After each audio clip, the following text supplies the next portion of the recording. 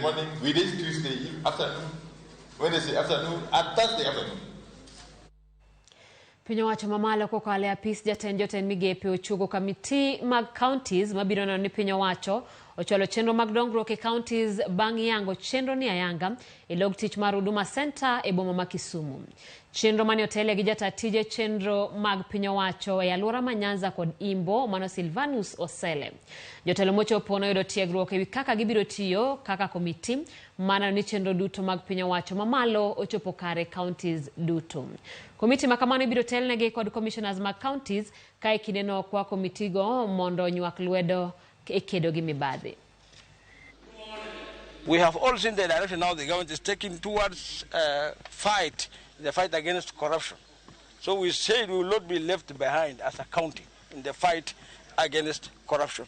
All our heads of departments who are in Kisumu, we have sensitized them, we have asked them, actually we have also warned them that we must desist from corruption. We also ask members of the public that they should not attempt or make any attempt to bribe heads of department, to bribe government officers in order to get services that are free. So whenever this committee meets at the county level, they verify implementation of national government projects.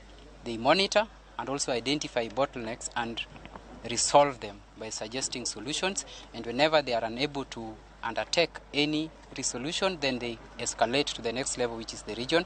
The region does the same. In case they can't resolve the issue, it is escalated again to the PSS committee, which deals with it and advises the cabinet on the next step. So that is how this committee works. Responses also comes down that way up to the county level. So with the establishment today of this committee and inauguration, you will see serious activities of government implementation